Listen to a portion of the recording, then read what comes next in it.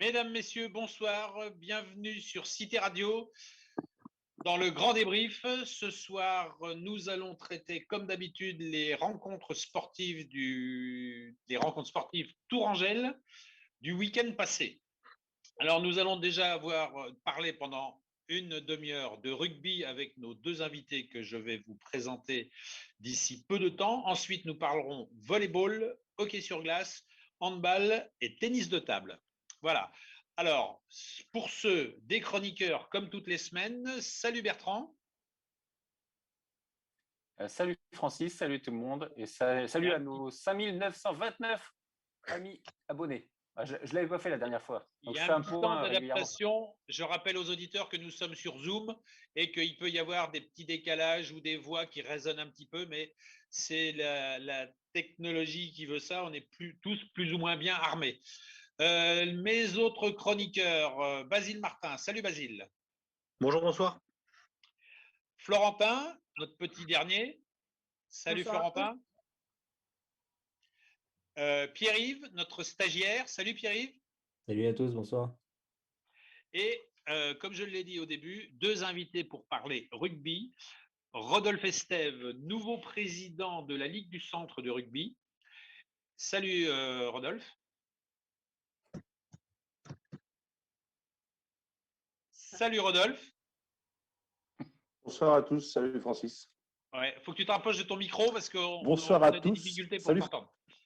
Et donc, le deuxième invité rugby, c'est Francis Diraison, qui, lui, est le nouveau président du comité 37, puisqu'il a poussé par la petite porte Rodolphe Estève et il lui a piqué sa place. Salut Francis. Bonjour à tous, ravi d'être parmi vous. Bienvenue, messieurs. Donc, c'est une grande porte, Francis. Nous allons parler rugby en plus centre, puisque nous avons le président de la Ligue du Centre. Avec Francis, ça sera plutôt du département. Différents domaines que je vais vous laisser aborder vous-même. Alors, Rodolphe, on n'a qu'une demi-heure au rugby, donc tu fais court, s'il te plaît. Nous allons aussi… Alors, on va commencer par un sujet épineux qui a été la prise de décision de la Fédé en ce qui concerne les championnats, on va dire fédéral 1, 2, 3, jusqu'au niveau départemental, etc. Alors, messieurs, est-ce que vous pouvez nous dire, ou l'un ou l'autre, ou l'un après l'autre, le contenu de cette décision fédérale et ce que ça va engendrer? Qui prend la parole? Rodolphe? Si vous m'entendez, c'est. Vas-y, Rodolphe. Il n'y a pas de départemental. Hein. Les championnats régionaux, donc de 4e série jusqu'à honneur, et les championnats fédéraux, de fédéral 3 à fédéral 1, sont arrêtés. Donc, il n'y aura pas de montée, il n'y aura pas de descente. La situation sanitaire ne s'améliore. Oh là.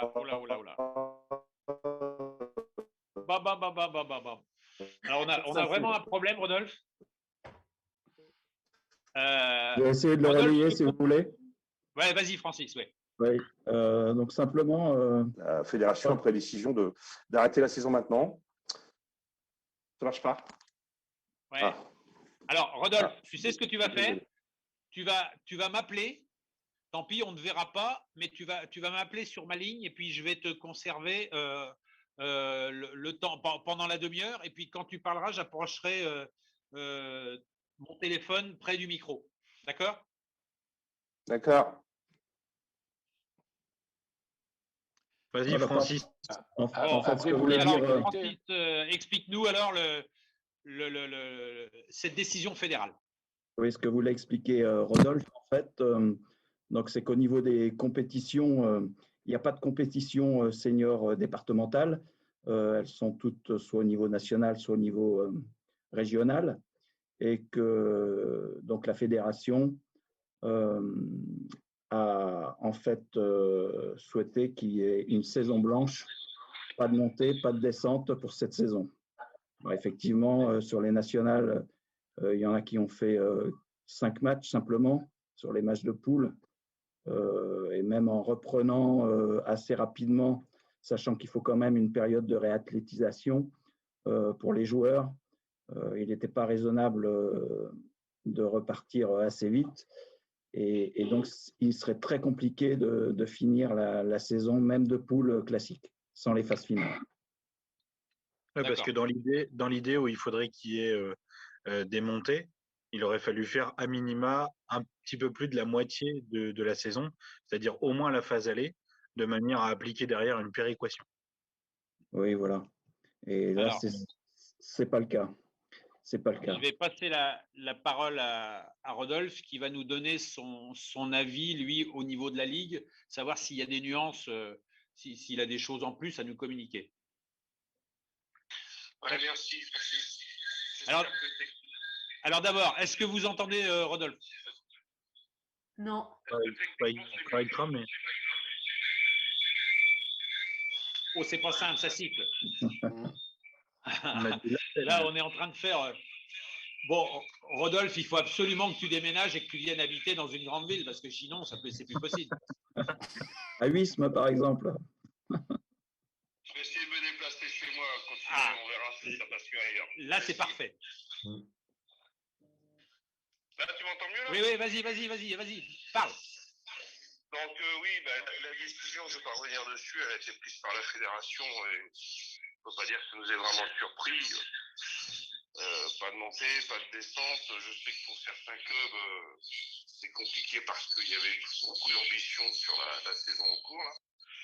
Mais force est de constater qu'on est tributaire quand même de la situation sanitaire et le rugby peut passer à côté. D'accord. Alors, il y a des bruits qui courent que certains clubs, je parle de la Fédérale 3, puisque en Indre-et-Loire, on va dire qu'on est concerné par la Fédérale 3, je parle de Chinon, Jouer les Tours et l'US Tours. Il y a des bruits qui courent que certains clubs auraient l'intention de monter des dossiers pour éventuellement accéder au niveau supérieur ou auraient des doléances, on va dire ça comme ça. Est-ce que ce genre de choses a des chances d'aboutir? Je pense pas. Je pense pas. J'ai pas d'autres échos. J'ai entendu sur le 37, mais j'ai pas d'autres échos ailleurs. Voire même, il y a une réunion de présidents de clubs fédéraux. Enfin, j'ai fait deux assemblées générales sur la Ligue là, ces derniers temps. Et il y a beaucoup de clubs qui veulent profiter cette saison pour repartir sur une saison creuse. Très peu sont armés, comme on peut le voir sur Tour notamment. Et du coup, sur les clubs fédéraux, en tout cas, beaucoup rebondissent, sont des écoles de rugby très vivantes. Il y a beaucoup d'activités qui se passent au niveau des jeunes, enfin des jeunes, des plus jeunes, l'école de rugby, mais au niveau des seniors, il y en a certains disent on va essayer de se restructurer, profiter de cette période pour être fort sur la saison prochaine. Oui, là on est d'accord. Mais là, moi, je parle des grosses cylindrées, parce que les bruits qui courent, il y a deux villes on va dire dans l'environnement. Je m'éloigne un peu en citant Nantes, et puis bien évidemment l'US Tours qui était en tête avec 6 matchs joués, 6 victoires, et qui aspirait fortement à la Fédérale 2. Donc, quand je dis qu'il y a des dossiers qui devraient se monter, je pense à ces deux clubs-là. Francis, tu vas dans mon sens par rapport à ça? Alors moi, j'ai entendu effectivement que l'US Tour souhaitait déposer un dossier pour monter. Après, la décision, elle appartiendra qu'à la fédération. Je ne sais pas est-ce que c'est jouable ou pas. Je ne sais pas. La décision appartient vraiment à la fédération. Ce qui est sûr, c'est que ce serait bien que l'US Tour monte dans les divisions supérieures. Ça serait bien pour le département. Après, c'est compliqué de faire une montée dans ces conditions-là. Ouais, faire un passe-droit. Après, ils peuvent peut-être bénéficier d'une équipe qui souhaiterait absolument descendre. Je ne sais pas si dans ces cas-là, ça peut être jouable. Une équipe qui n'aurait pas les reins assez solides pour se maintenir en Fédéral 2, qui souhaiterait descendre en Fédéral 3. Oui, ou même, oui, voilà. Ouais, ou alors un échange de standard. Ouais, c'est possible avec les problèmes financiers qu'il va y avoir cette année. C'est possible qu'une équipe ne puisse pas rester en Fédéral 2. C'est la seule possibilité de toute façon, parce que comme il n'y aura pas de descente de Fédéral 2 en Fédéral 3, c'est possible. Après, c'est possible, mais le truc, c'est que en général, les clubs qui étaient en difficulté il y a 2 ans sont à peu près les mêmes qu'il y a aujourd'hui. certains avaient obtenu le droit de rester en Fédéral 2 et de ne pas descendre. Après, il faudrait encore un autre paramètre, c'est-à-dire que ce soit un club qui géographiquement et territorialement dépende du comité du centre pour descendre de Fédéral 2 et pour donner entre guillemets un accès à l'UST, puisqu'on va parler que de l'UST. Bon, comme là on est dans l'hypothétique, on va couper court là-dessus. Messieurs, vous êtes deux néo-présidents, donc Francis au niveau du département 37 et Rodolphe, toi tu chapeautes les 6 départements de la Ligue du Centre. Alors, quels sont vos projets dans la situation telle qu'elle est en ce moment? Francis, je te laisse parler d'abord. D'accord. Oui, donc en fait, la situation, vous la connaissez tous, donc plus de championnat à l'heure actuelle, même chez les jeunes, hein. Donc en fait, la période finalement, elle est propice à monter des projets, à essayer de travailler bien sûr sur l'avenir. Il faut se projeter dans cette situation-là. Et le département voilà, s'attelle à préparer la saison prochaine avec beaucoup d'envie et beaucoup de passion. C'est compliqué de se projeter quand on ne connaît pas l'avenir. Oui, bien sûr, mais on ne peut pas tout arrêter sous ce prétexte-là. On essaye de monter des projets, soit ils vont aboutir, soit ils n'aboutiront pas. Mais s'ils n'aboutissent pas, au moins cette année, le socle aura été posé et le travail aurait déjà bien été entamé pour l'organisation de ces projets sur les années à venir. Voilà. Alors, tu nous énuméreras tout à l'heure, Francis, ce que tu as prévu un petit peu, toi, en tant que ton mandat, ça fait quoi? Ça fait 3 mois, là? Quelque chose près? Oui, tout à fait. Hein, donc, ce que tu as élaboré. Toi, Rodolphe, quels sont est-ce que ton discours va, je suppose, dans le même sens que celui de Francis, mais toi, tu es donc, comme je le disais, tu chapeautes 6 départements. Est-ce qu'il y a des choses plus simples dans un département ou est-ce que tout le monde est de concert? Nous, on a fait une campagne en essayant de faire du travail ensemble, quoi, essayer de regrouper un petit peu toute la famille rugby, qui soit dans les clubs SCD ou la Ligue. Ce qui est particulier par rapport au département, c'est qu'il y a 13 salariés, un budget qui frise le million d'euros normalement, enfin là qui va être forcément à la baisse parce que l'impact économique sur le fait que les stades soient vides au niveau équipe de France aura forcément un impact financier, enfin sur nos finances, parce que 65% de la finance des ligues, c'est quand même la fédération française, quoi. Oui, d'accord. Donc voilà, déjà ça c'est une première chose. Et après nous, comme on a dit, la première partie de ce mandat, on se forme, on découvre, on essaie de faire le tour un peu de toutes les missions qui nous incombent. Alors, hormis les organisations de compétition, la formation des éducateurs, tout ce qui est au niveau de la discipline, des épreuves, enfin des choses courantes. Il y a la dimension employeur qui est importante, et puis remettre un peu de bon sens et reprendre un peu, redonner envie un peu aux salariés, à nos techniciens qui sont sur le terrain, qui font un boulot énorme, même si maintenant ils sont à 60% de leur temps de travail, enfin essayer de garder le contact avec tout le monde. Je crois que c'est ça la priorité. Alors on attend, si ça doit s'améliorer pour le printemps, on va essayer d'organiser un événement sur Orléans sur 2 jours, qui aurait été à l'origine des finales régionales, mais là il n'y aura pas de finale parce qu'il n'y a pas de compétition, mais on imagine une sorte de festival. Et puis on imagine aussi mettre en place un séminaire pour l'ensemble des élus, des entraîneurs, des dirigeants, des bénévoles, enfin encore une fois tous les acteurs du rugby fin août pendant 3 jours pour essayer de rassembler tout le monde et se préparer à la prochaine saison en espérant qu'elle démarre bien en septembre prochain. Oui, on est de toute façon on est dans l'inconnu. Oui. Voilà. Quels sont les projets oui, donc là tu nous as parlé de réunions. Francis, toi, au sein du département, tu m'as envoyé un mail avec avec une ébauche de projet que tu as. Est-ce que tu peux nous en parler brièvement? Oui, alors, il y en a un qui est déjà bien avancé, qui me tient beaucoup à cœur. C'est un projet dans le milieu scolaire. En fait, l'idée est d'organiser une grande journée du rugby avec les scolaires, qui irait, c'est un événement qui aurait lieu tous les ans.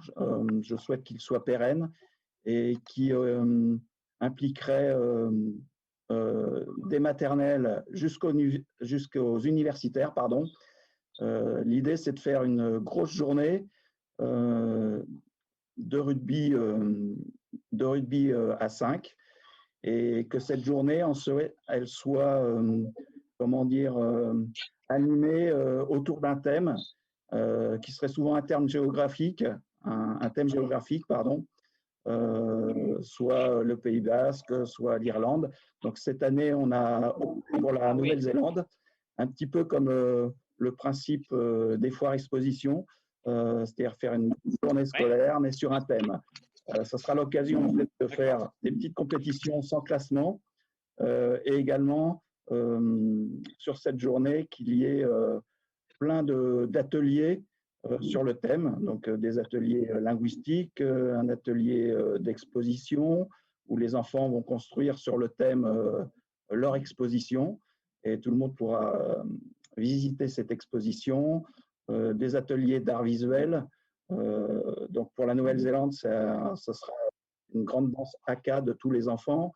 Oui, évidemment, ouais. Bien sûr, des dessins maoris, un atelier linguistique, bien sûr, sur l'anglais, ça va sans dire. Et puis des ateliers un petit peu sur les valeurs classiques que l'on connaît du rugby. On l'a appelé un atelier remue-ménage. C'est un débat avec les enfants sur qu'est-ce qu'un bon supporter, comment doit se comporter le supporter.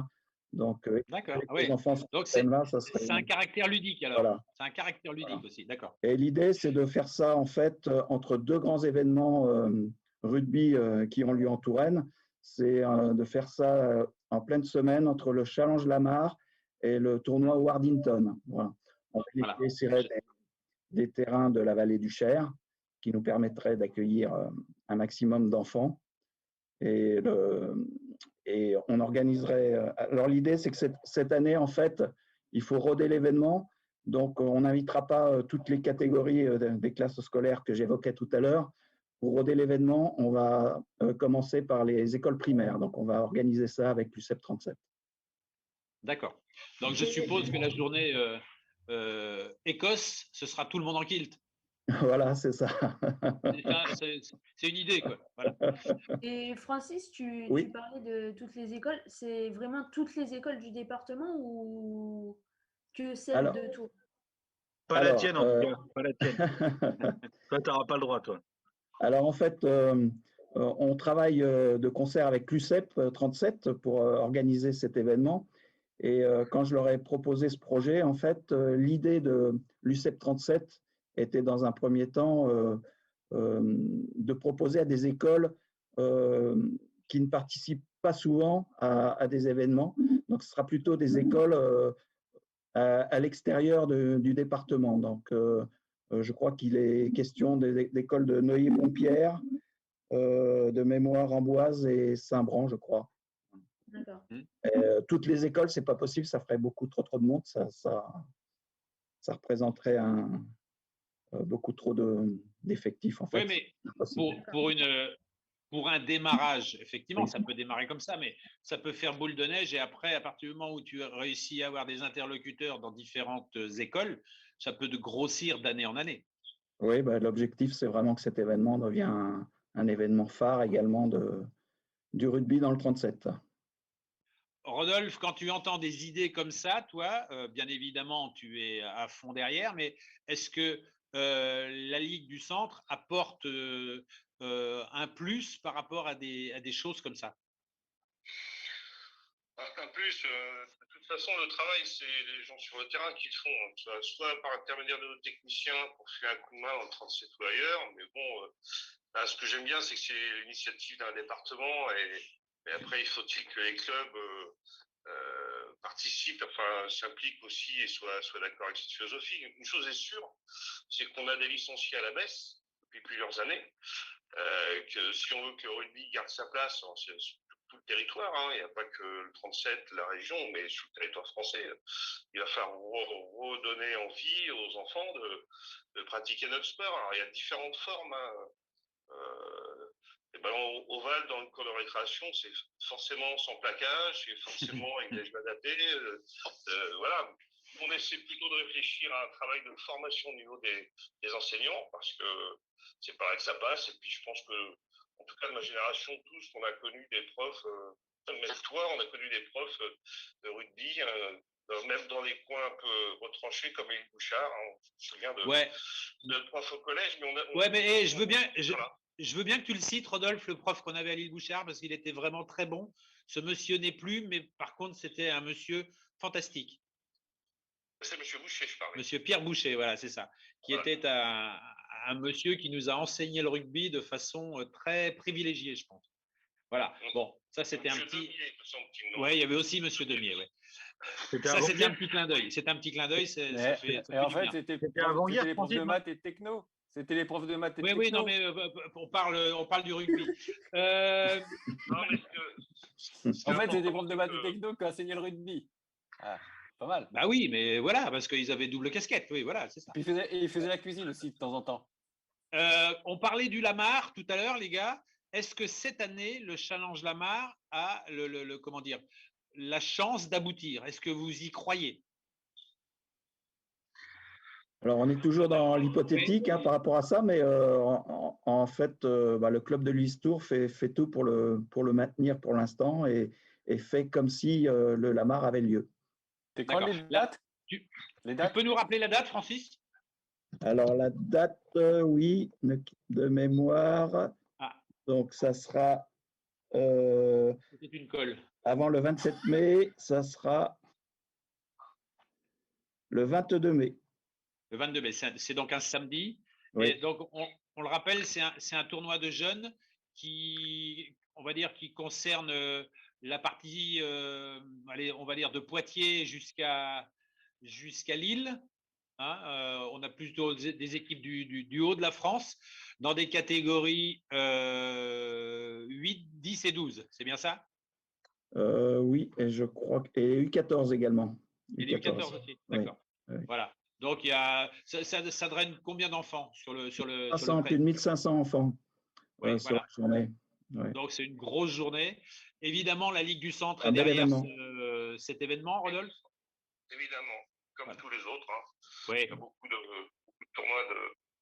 En fait, on donne les autorisations, c'est des tournois labellisés. Il y en a pas mal sur la région. Espérons qu'il puisse se dérouler cette année.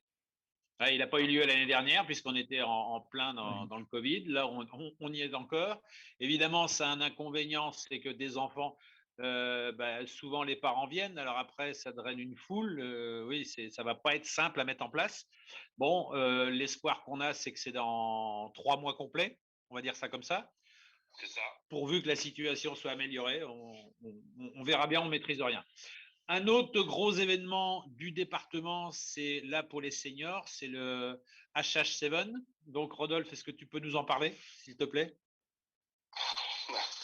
Alors moi, je peux vous en parler à part le fait que l'événement, c'est un truc formidable et que l'an passé, il n'a pas eu lieu. J'espère que cette année, ça va pouvoir s'organiser. Je ne sais pas à quoi ça ressemblerait, parce que je pense que faire venir des équipes étrangères, ça va être de plus en plus compliqué, mais bon, Basile, je pense, on sait un peu plus que moi là-dessus. On voudrait, en tout cas au niveau de la Ligue du Centre, on voudrait vraiment pouvoir être un peu plus acteur sur cet événement. Et moi, je voudrais déjà en premier lieu faire découvrir à tous les élus de la Ligue, ceux qui ne sont pas du 37, leur faire découvrir l'événement et qu'ils voient un peu ce qu'on est capable de faire dans un petit coin de la région centre. Et la première des choses, c'est ça, le faire connaître. Même s'il a 20 ans d'âge, on ne peut pas dire que l'ensemble de la région centre est bien, en tout cas sur la partie logistique, est bien connaissance de l'événement et de l'ampleur. Toi, Basile, qui fait partie du comité d'organisation, est-ce que tu peux compléter ce qu'a dit Rodolphe et puis éventuellement nous apprendre des choses qu'on ne maîtriserait pas? Disons qu'en fait, pour tout vous dire, moi j'ai une activité professionnelle qui qui me prend du temps et donc il est vrai que je suis un petit peu moins au fait que par le passé. Après, il est vrai que le tournoi tel qu'il est envisagé aujourd'hui, avec les équipes étrangères, c'est vrai que ça donne une complexité majeure. D'un autre côté, le tournoi élite, labellisé FFR, vraiment permettait de faire venir des joueurs français spécialistes du 7 dans des équipes vraiment spécialistes à 7. Je ne vais pas toutes vous les citer, mais il y en avait quand même pas mal, notamment les 7 Fantastiques par exemple, ou les 7 Salopards qui ont leur tournoi sur Paris. Mais voilà, il y a des équipes vraiment spécialistes du 7 et le tournoi Elite FFR avait plutôt belle facture avec des joueurs, encore une fois, qui pour certains n'ont rien à envier à des joueurs étrangers. Ça, c'est la première chose. Et puis la deuxième, c'est que aujourd'hui, la pratique du 7, elle est en train de se démocratiser justement du fait que le 7 est un sport olympique et du fait que c'est un sport qui est nettement plus télévisuel, nettement plus simple à comprendre que notre rugby à l'ancienne, le rugby à 15, qui lui est parfois complexe par ses règles et par ses différentes interprétations. D'accord. Bon. Alors, encore une fois, on est dans le doute, on ne sait rien. Ça aura lieu, ça n'aura pas lieu. Voilà. Il y a un événement. Oui. Juste pour rebondir sur le 7, un de nos projets, quand même, c'est de pouvoir arriver à faire concourir la fin du mandat, en tout cas, avant, si on peut, 2 collectifs à 7, garçons et filles, qui s'inscriraient dans le championnat élite, parce qu'on pense quand même que ça va être une discipline, avec les Olympiques 2024, ça va être une discipline qui va prendre vraiment une autre dimension. Donc, comme au niveau de la Ligue du Centre, on ne peut pas dire qu'on soit en capacité à demander d'avoir des équipes à 15 de très haut niveau. Sans doute, on peut arriver au niveau élite amateur, restons toujours modestes. On va essayer de travailler pour faire jouer des jeunes issus de notre formation dans ce circuit élite dans quelques années. Alors, tu as évoqué les Jeux Olympiques 2024. Moi, je vais revenir un an en avant. On aura la Coupe du Monde de 2023 en France. La ville de Tours s'est portée candidate pour accueillir, on appelle ça ville haute. C'est ça, Rodolphe? Oui, c'est ça. Ouais. Ville haute, c'est-à-dire la ville de Tours s'est portée candidate pour éventuellement accueillir une des 20 équipes. C'est 20, hein, c'est ça? Oui. C'est pas 24, c'est 20. Une des 20 équipes qui participeraient à la Coupe du Monde. Ça veut dire pendant 3 semaines, l'équipe. Ouais, en gros un mois, l'équipe serait hébergée à Tours. Voilà. Alors, il y a 20 équipes. Bon, tout dépend de la situation géographique. Est-ce que, Rodolphe, tu peux nous donner des informations par rapport à ça? J'ai 2 informations. La première, c'est qu'il y a 4 villes dans la région qui ont candidaté. Donc Chartres, Orléans, Blois et Tours. Ça, c'est la première chose. La deuxième chose, c'est de Claude Hacher, une réunion qu'on a eue la semaine dernière. Claude Hacher, qui est le directeur de la Coupe du Monde. Les délégations, on leur proposera une région, une ligue. Ils ne pourront pas partir. C'est-à-dire que une délégation, quelle qu'elle soit, ce sera en Ligue du Centre. Il y aura 4 choix en Ligue du Centre. Cette délégation ne pourra pas aller dans une autre ligue. Ah oui. Et la deuxième information, je la détiens de cet après-midi, un article dans le Figaro, où Claude Hacher disait qu'en région Centre-Val de Loire et Bretagne, je crois, il y aurait forcément une délégation parce que le rugby peut aussi appartenir, on va dire, aux régions un peu sinistrées. Donc voilà. Les dernières infos que j'ai, c'est ça. C'est qu'on est sûr d'avoir, enfin, d'après le Figaro aujourd'hui, on est sûr d'avoir une délégation en région centre. D'accord. Et la première ligue de Tours est très, très sérieuse. Oui, parce qu'on a quand même une situation d'accueil qui est très favorable. Oui. D'accord. On est optimiste par rapport à ça, oui? Ou on peut… Pour les Tourangeaux, tu parles? Oui, oui, c'est ça, pour la ville de Tours, puisque c'est la ville de Tours qui est concernée. Oui, mais on peut, c'est vraiment un très beau dossier. Enfin, moi, les retours que j'en ai, les échos que j'en ai, c'est que c'est un très bon dossier. Après, le choix sera début 2022, me semble-t-il. Voilà, moi je pense que la candidature de Tours est plus que sérieuse. Ils ont très très bien travaillé. Il y a vraiment un beau collectif autour de ça. Et bon, moi je peux pas me permettre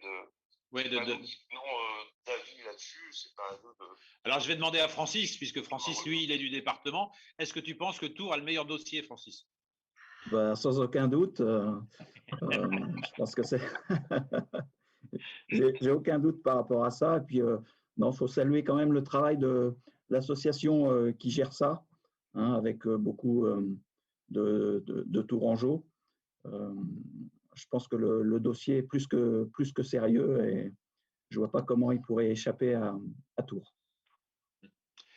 Messieurs, on arrive à la fin de la demi-heure. Objectivement, hein, bien sûr.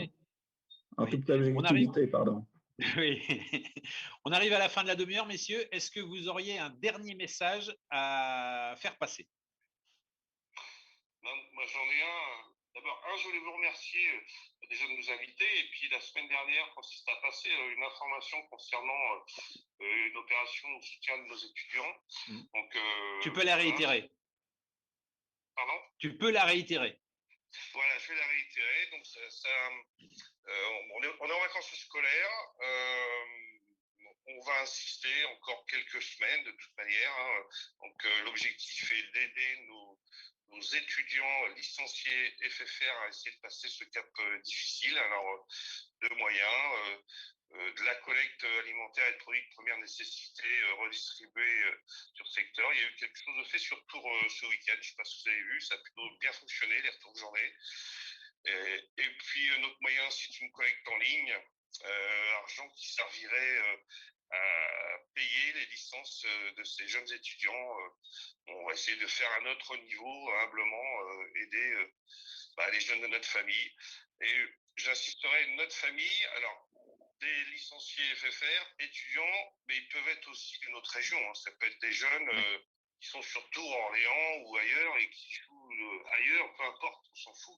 Il faut être juste licencié FFR, on va essayer de rester humble, encore une fois. Et si vous connaissez des jeunes qui sont sur Tours, qui sont dans la galère et que leur famille est à Bordeaux ou ailleurs, peu importe, il faut les inciter à se rapprocher de nous. D'accord. Voilà. Il faut Francis a plus d'informations sur le 37, mais c'est en cours et ça fonctionne pas mal. Alors, moi, j'ai eu l'information qu'en fait, ce samedi a été récolté plus de 80 kilos de denrées alimentaires.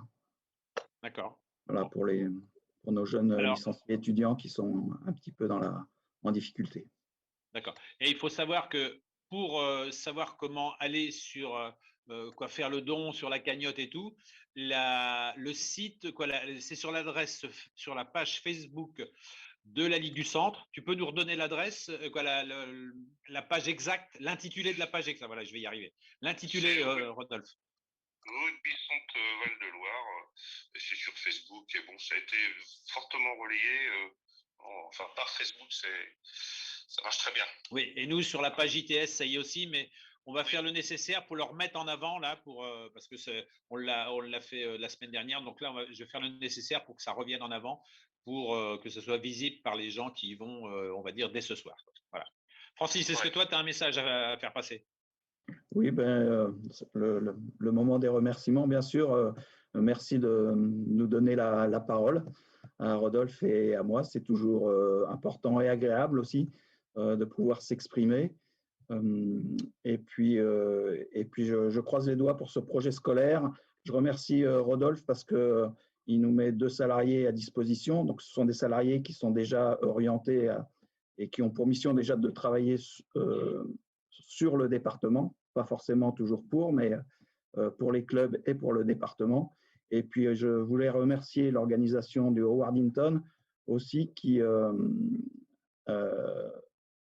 si le tournoi a lieu, nous permettra à tous les jeunes scolaires d'avoir un petit moment d'échange avec les joueurs lorsqu'ils s'entraîneront et de pouvoir dialoguer, voir les métiers qui sont autour du sport et également tous ces jeunes scolaires avec leurs parents et les professeurs des écoles seront invités gratuitement au tournoi Howard Hinton. D'accord.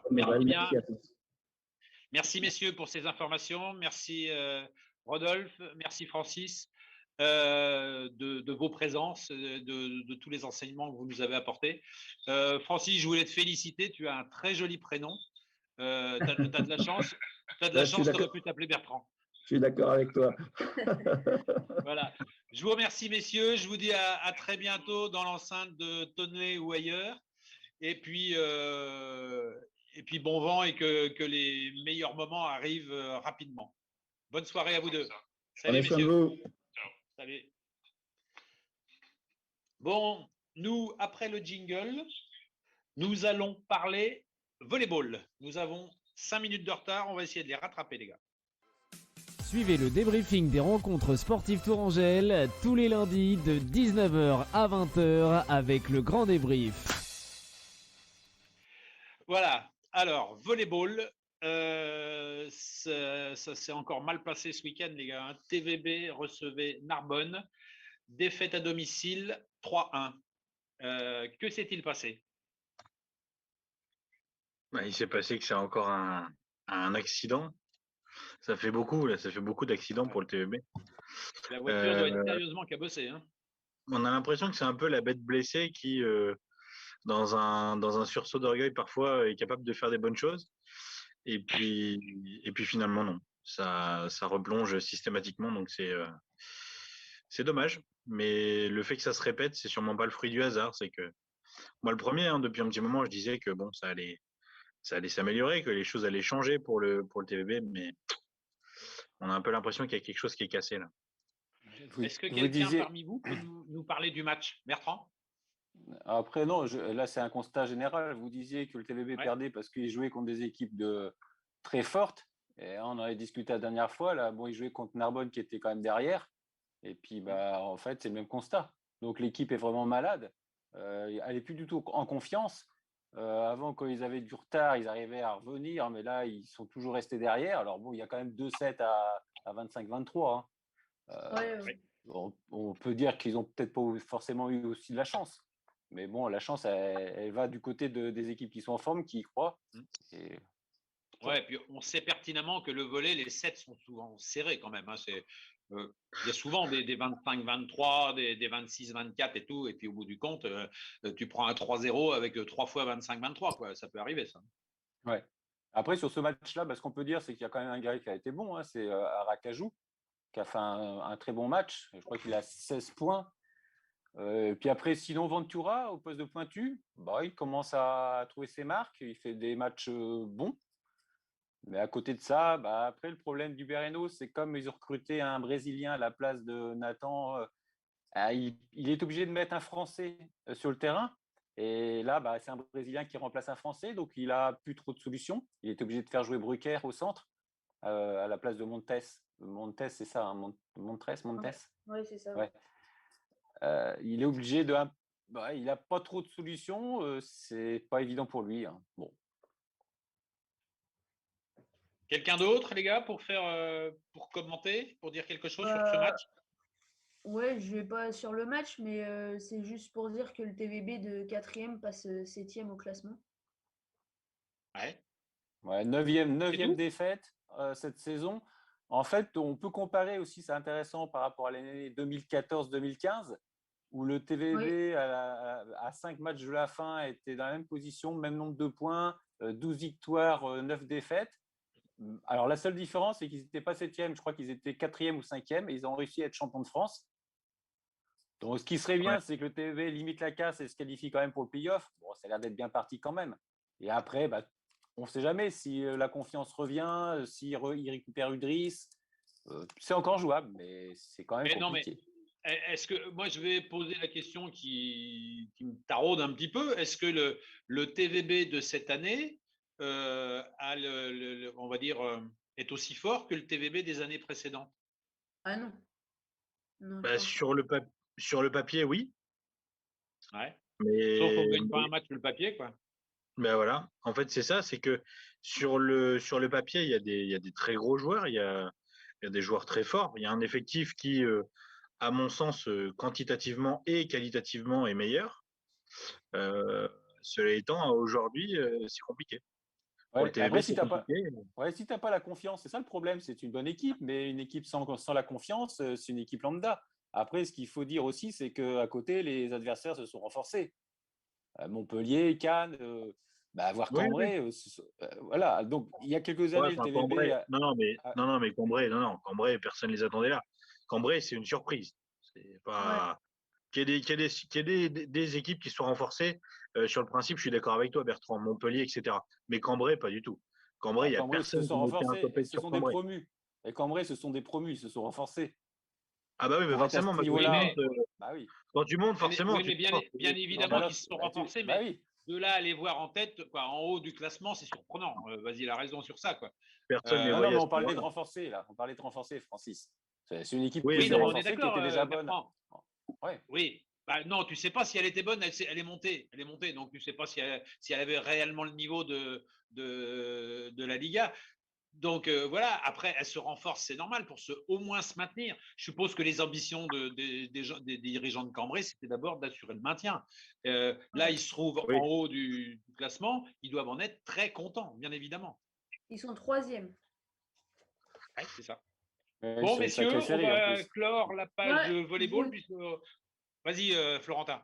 Je voulais juste revenir sur une déclaration de Hubert Hainaut où il dit qu'ils sont à 6 défaites sur 7 matchs et qu'ils gagnent, et encore celui de Poitiers, ils gagnent avec de la chance. Ça prouve que le TVB… Oui, ça va pas.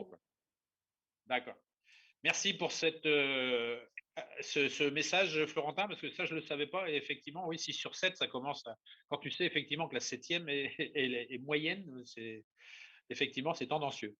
Nous allons clore cette page volleyball et après le jingle, nous parlerons hockey sur glace. Tous les lundis de 19h à 20h, c'est le grand débrief avec Francis Leroux et ses chroniqueurs. Alors, hockey sur glace. On vient de parler du volleyball en faisant un petit peu la gueule, il faut bien l'admettre. Et on va parler hockey sur glace et on va dire que le sourire ne va pas revenir systématiquement. Basile, tu étais au match, je crois. Ça va être grosso modo pareil. Ouais, j'avais la chance et le privilège de pouvoir assister au match. Et en fait, je vais commencer par un trait d'humour. J'étais derrière les balustrades avec Philippe Maître, le fameux photographe et renommé photographe, et Julien Allais est arrivé. Et Julien Allais en bon connaisseur du hockey, spectateur du hockey. Et Philippe lui a fait un trait d'humour en disant toi, c'est marrant parce qu'on ne te voit pas souvent, mais tu es un peu un chat noir. Et bingo. Voilà. Ouais. C'est arrivé plein faire. Il lui a dit avant le début du match. Il lui a dit avant le match, ouais. D'accord. Bon, alors, vas-y. Je suis témoin, le match. Ah non. Alors, le match venait de commencer et il y avait 1-0 pour Nantes quand il lui a dit ça. Mais bon, Philippe ne pensait pas qu'il y allait avoir cette avalanche. Pour parler purement du match, il est vrai que moi j'ai été impressionné par les Nantais quand même. Après, on peut débattre sur la qualité des remparts, etc. Cela étant, ils sont tombés contre une très grosse équipe en face. Ça patine très vite, ça cogne quand il faut cogner aussi. Tu peux nous donner le score parce que j'ai pas donné le score. Est-ce que tu peux le donner avant 9-3. 3-9. 3-9, oui, c'est ça. Voilà. Donc voilà, c'est ouais. Non, vas-y. Dis-moi, Francis. Non, je voulais dire l'évolution. Est-ce qu'il y a eu un gros trou? Est-ce que ils ont été menés rapidement ou est-ce qu'ils ont été un petit peu dans la bagarre, par exemple, dans le premier tiers? Ils ont été menés rapidement 1-0. Après, ils ont été menés 3-0 jusqu'à 2 minutes de la fin du premier tiers, je crois, de mémoire. Et puis ça tourne à 1-3. Et puis ils prennent une soupe dans le tir médian. Ça tourne à 2-7. Après le tir médian, pardon, il marque au bout de 7 minutes. Du coup, ils reviennent à 2-3. Mais après, comment dire, non, à 2-7, pas 2-3. Non, non, il y a 2-3 à ce moment-là. Il y a 2-3 à ce moment-là. Ouais. tout Et début. le TVB, les remparts, ils ont tout donné pour essayer d'égaliser. Et après, Nantes a accéléré le jeu et ils sont pris une soufflante au tir médian. Bah, disons qu'en fait, le match tourne quand il y a une faute et il y a une prison, enfin il y a une pénalité d'annoncer par les arbitres. Le gardien de Nantes sort, donc Nantes joue à un de plus en attendant la conclusion de la pénalité et de la prison.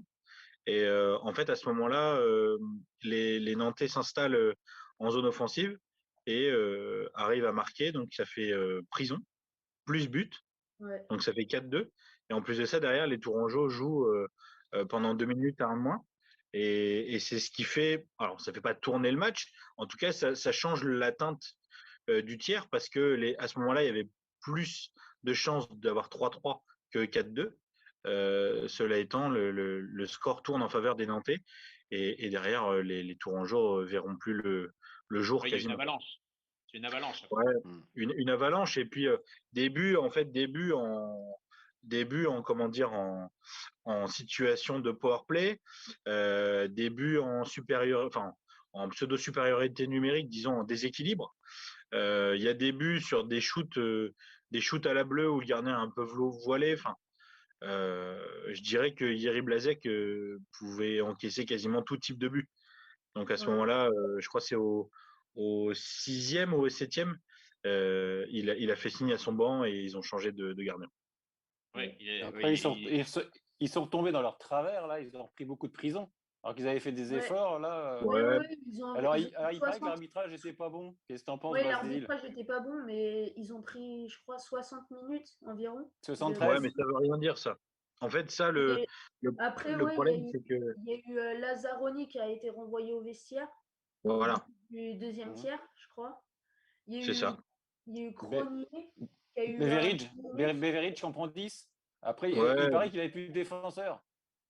Sur bah, disons qu'il 5 prend, défenseurs, à un moment, il a tourné à quoi? À 3 ou 4? ouais, il y avait encore quelques défenseurs, mais disons qu'en Ah, fait, non, tant pis, il y a vas-y. des pénalités. Il y a une méconduite. Il y a une méconduite et il y a des pénalités enfin une pénalité de match pour Lazzaroni, pour attitude antisportive, etc. Donc il y a des longs temps de pénalité. Après, il y a eu plusieurs fois 10 minutes, il y a eu plusieurs fois 5 minutes aussi. Donc c'est ce qui fait que ça vient biaiser un peu la comptabilité concernant les prisons. Mais après, je dirais que il faut savoir des fois reconnaître quand l'adversaire est plus fort. Là, en l'occurrence, les Nantais étaient, à mon avis, plus forts. Sans faire injure au rempart, les Nantais étaient plus forts. Ils étaient en cran au-dessus. Ouais, puis Ouais. quand on voit tout le match où ils vont presser même derrière la cage, ça Ouais, montre leur détermination. ils ont Thierry, joué très haut et en fait, pardon. Après, Pierre-Yves, tu as Guimard quelque se chose pose à des dire par questions. rapport à ça parce qu'on t'a pas entendu. Je voulais juste noter plutôt un peu un côté positif de tout ça. C'est qu'à la fin du match, ils ont quand même voulu montrer une volonté de rebondir rapidement. Donc de ne pas s'apitoyer sur leur sort et de se dire on a pris 9 buts, c'est une catastrophe. Et justement, lever la tête et avoir un mental positif pour retrouver des bons résultats par la suite. Donc je pense qu'il faut aussi peut-être un peu s'attarder sur ce côté aussi peut-être positif plutôt qu'aussi voir un peu que le négatif. Ouais, Ne pas les effectivement. Après, Après, l'entraîneur c'est se vrai pose des que questions. Hein. Et après, l'entraîneur se pose quand même des questions. Hein. Il se dit, est-ce que Ouais. c'est mon problème? Est-ce que j'ai fait des erreurs de coaching? Est-ce que j'ai mis les Ouais, bons c'est ça, joueurs ouais. au bon moment? Parce que ça fait quand même 2 matchs. Alors là, on parle de celui-ci, mais ça fait quand même 2 matchs de suite Oui. où c'est un peu, Deux notamment en matchs. défense. C'est Butin Il, qui se demandait, là, qu'est-ce qui se passe au niveau défensif? Quel est le problème? il, mais il perd c'est- deux matchs avec des scores lourds, mais il faut dire aussi ouais. qu'ils perdent face à Dunkerque et Nantes, et c'est deux équipes qui prétendent à la Ligue Magnus. Exactement, Florentin, c'est exactement ça. Nantes et Dunkerque ont des projets Magnus. C'est des équipes qui ont des projets pour aller chercher au-dessus. Donc attention, faut aussi savoir mettre ça en perspective. Alors après, que le coach Julien Guimard se pose des questions, moi je trouve ça plutôt bien. Parce qu'en un sens, ça veut dire qu'il ne reste pas ancré dans ses schémas et ancré dans ses acquis. Il cherche à élargir un peu le spectre, donc je trouve ça très bien. Après, sur le résultat pur et le résultat en lui-même, il faut voir quand même que dans la division, il y a beaucoup de gros scores. Ça marque énormément. Les défenses ne s'illustrent pas spécialement. L'année dernière, j'ai souvenir qu'il y avait des fois des matchs qui se concluaient à 3-1, 3-2, des fois des 1-0, des 2-0. Donc, c'était assez serré. Là, des 7-4, 8-5, 9-3, il y en a je ne sais combien. D'ailleurs, je crois que cette journée de championnat a été une des plus prolifiques en but jamais vues.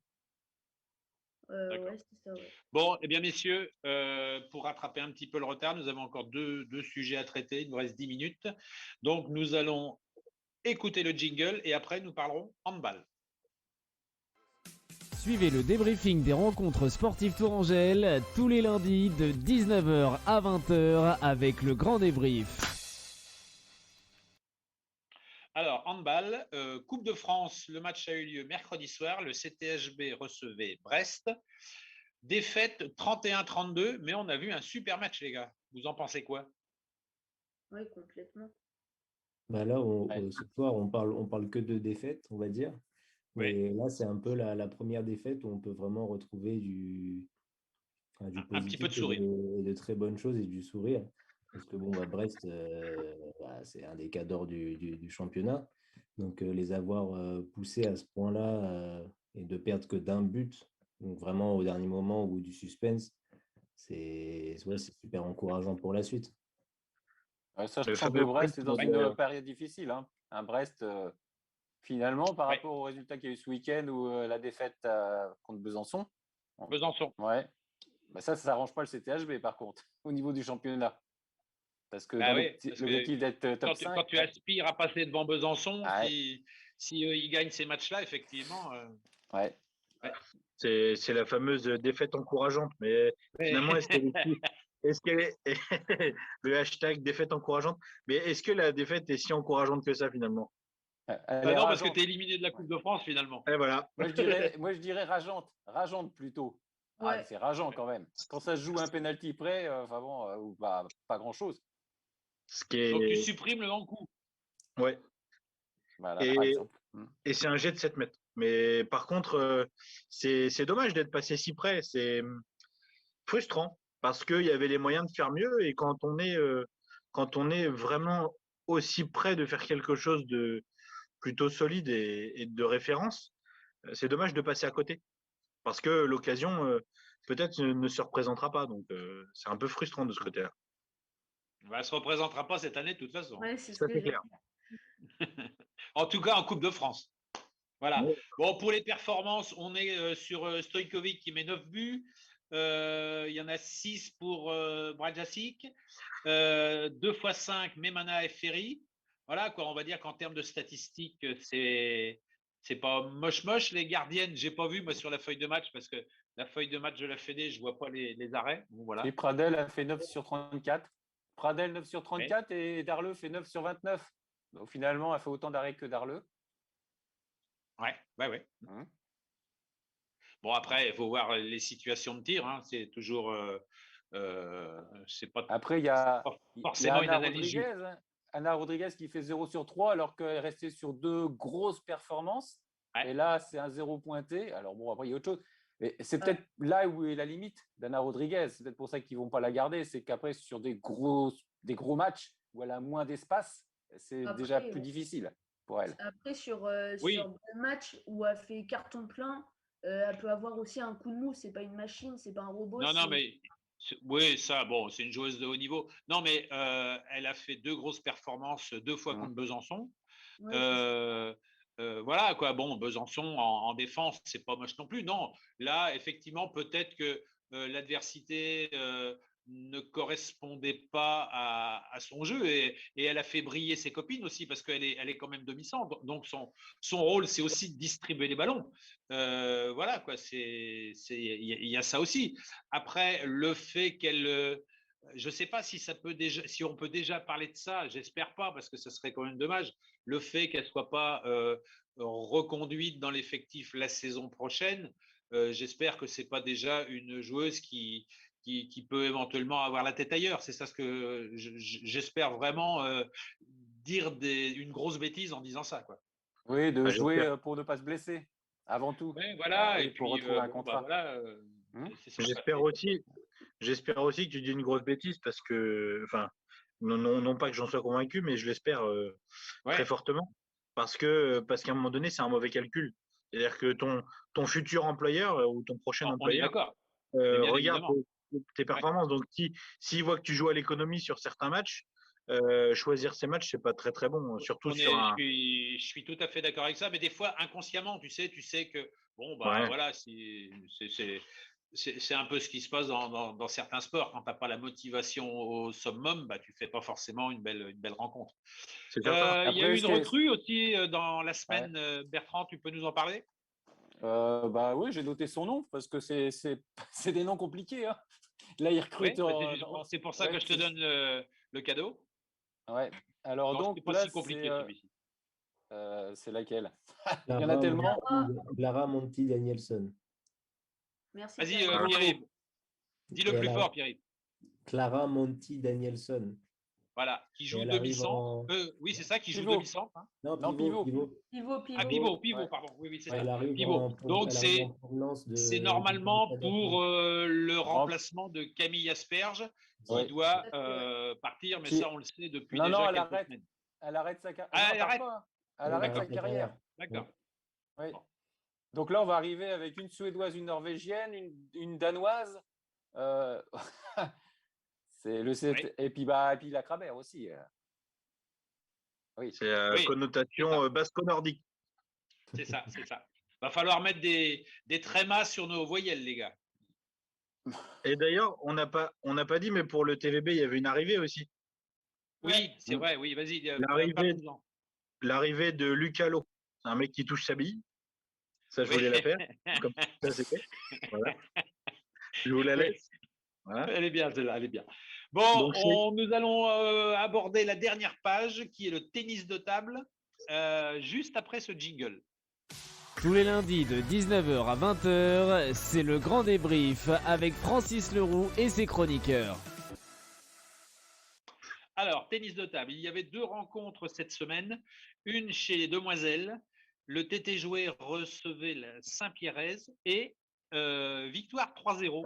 Superbe retour de flamme, on appelle ça comme on veut, quoi. Sursaut d'orgueil, c'est peut-être plus approprié. Voilà, quoi, parce que Saint-Pierre était quand même en haut de classement. Oui, c'est ça, ouais. Et donc, victoire 3-0, net et sans bavure. Donc, parfait, quoi. Évidemment, ça ne va pas se sauver, jouer les tours qui jouera les pédames. Mais malgré tout, pour justement mieux les aborder, c'est bien cette victoire 3-0, non? Ah bah plutôt, oui. Oui. Bon, c'est tout? D'accord, merci. Et la 4S chez les hommes. Après, tu peux parler du Plédone. Tu peux parler du Plédone, là? Parce qu'on sait contre qui va jouer. Elles vont jouer contre Nîmes-Montpellier. Qui va jouer. Et a priori, elles sont contentes de jouer contre Nîmes-Montpellier. Et après, le vainqueur jouera contre le vainqueur de Quimper-Grand-Quevilly. Et il n'y a qu'un club relégué. Donc même si elles perdent, si elles gagnent le match suivant, elles ne descendent pas. Même si elles perdent, si elles gagnent. Là, il n'est pas question de conserver les points du championnat de saison régulière. Non, le play-down, c'est des matchs aller-retour contre une équipe bien déterminée. D'accord. Okay. Donc là, vont jouer fin mars. C'est fin mars. Voilà. OK. Alors, chez les hommes, la 4S recevait Chartres, leader. Il y a eu une défaite, mais une défaite 3-2. Donc, avec le nouveau comptage de points, ça veut dire que dans le total points de la 4S, c'est 2 points supplémentaires qui n'étaient pas forcément prévus par le coach. Hein, donc, là, on peut dire, Bertrand, que c'est une défaite encourageante. Ouais, puis surtout que Des Bruyères n'était pas là. Lui qui avait fait gagner les 2 rencontres précédentes avec Bardet en double. On est d'accord, mais il faut savoir que Des Bruyères est quand même le joueur numéro 3. Le 4e joueur. Le 4, oui, le 4, voilà. Ouais, mais en attendant, grâce avec Bardet, ils avaient ramené les points de victoire sur les 2 précédentes rencontres. Et que là, il était remplacé par un gars qui est 392e. Alors que Des Bruyères est peut-être 170, un truc comme ça, 180. Donc il y a quand même un gros écart. Maintenant, ce que je ne sais pas, c'est si Chartres s'est déplacé avec son équipe type. Voilà, il y a ça aussi des fois. Numéro 15, numéro 20, numéro 83. Donc c'est bon. Mais 15, je ne sais pas. Oui, c'est déjà classements. Très solide, on est d'accord. Ah oui, parce que le meilleur Tourangeau, il est 39. C'est 39, 79 et 392 au niveau des classements. Une sacrée différence. Hein. Oui. Bon, grâce à ces 2 points, la 4S est classée maintenant 4e avec 25 points, 12 matchs joués. Donc, on va dire que pour la 4S, l'objectif qui était encore le maintien pour cette saison semble très abordable. Bah oui. Voilà. Donc, il est 20h, mais je vais quand même dépasser un petit peu parce qu'il y a une information qui est tombée cette semaine qui a son importance. Elle concerne le basket. Donc, on va dire que les gens qui s'intéressent au basket, évidemment, en ont pris connaissance. Il faut savoir qu'à partir du 1er juillet prochain, l'UTBM ne s'appellera plus UTBM, mais certainement, je dis bien certainement parce que ce n'est pas officiel, mais on va dire peut-être à 90-95% de chance à ce que ce soit le TBM, donc Tours Basket Métropole. Voilà, mais l'appellation n'est pas encore officielle. Je vais pas l'élaborer puisque j'aimerais bien que M. Delépine vienne en tant qu'invité prochainement dans le Grand Débrief pour exactement nous exposer les choses. Et par conséquent, juste une chose, c'est que l'UTBM qui n'existera plus, on va dire que le club de basket de Tours ne sera plus une association 1901, mais deviendra une société. Voilà. Alors, à quel caractère et tout, M. Delépine nous l'expliquera. On va dire que ça va engendrer des choses à plus ou moins long terme, bien évidemment, la création d'un centre de formation. C'était ce qui formait l'UTBM, c'était le P3L et le TBC. Le TBC redevient un club à part entière et le P3L ne s'appellera plus le P3L, deviendra l'antichambre, c'est-à-dire la section amateur du peut-être TBM. Et Francis, voilà. On ne suit plus. Donc, hein. On a oublié le début. Hein. En fait, pour résumer. Oui, mais c'est parce que c'est un peu. Pour résumer, je suis désolé, mais l'actualité, elle est comme ça. Ces choses-là, c'est toujours compliqué. Oui, mais en résumé, c'est que tu enlèves le U. J'espère que M. Delépine viendra nous expliquer ces choses-là. Oui, en résumé, Francis, tu enlèves le U et ça fait TBM. Au lieu d'être union. C'est ce que j'ai dit. Oui, voilà, tu enlèves l'union et c'est TBM. C'est ce que j'ai dit. J'ai dit l'UTBM n'existera plus, ça deviendra certainement le TBM, mais ça, ce n'est pas encore officiel. Je l'ai répété 3 fois. Voilà. Merci, messieurs. Merci, Bertrand. Merci, Basile. Merci, Florentin. Merci, Pierre-Yves. Merci, Guillaume, à la technique.